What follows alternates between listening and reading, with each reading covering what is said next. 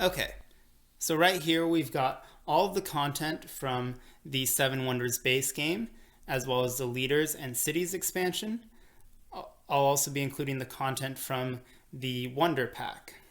And I'm going to show you how to fit all of it in the base game box using the base game insert. Now keep in mind this is the first edition of the game. They recently released a second edition with a updated insert and updated components. I'm not sure if this solution would still work with that one. So the first thing that I like to put in here are these score pads.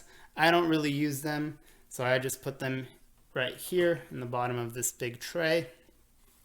Next, I put in the cards for the two-player game, right there, followed by the tokens.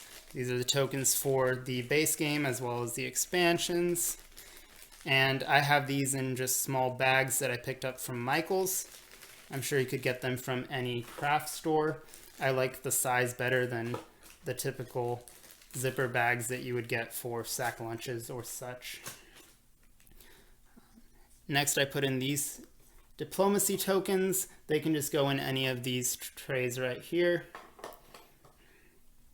After that, I like to put in the randomizer cards right here into age 1, and then the leader cards right here in age 2.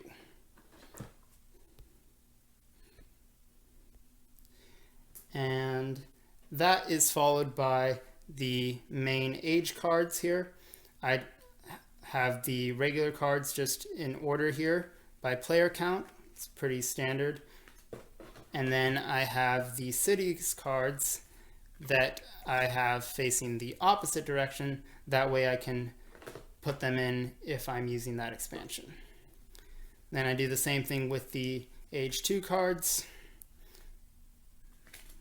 like so. And with the age 3 cards, well, you kind of get the idea, except this time I have the guilds and the cities cards facing the opposite direction, and they just go in like so. After that, we can put in the wonders.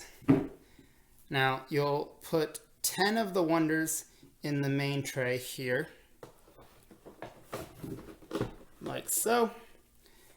After that, you can just take 4 of them and put them in 2 at a time like this.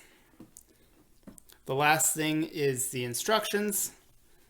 So we have the expansions right here, followed by the book for the main game.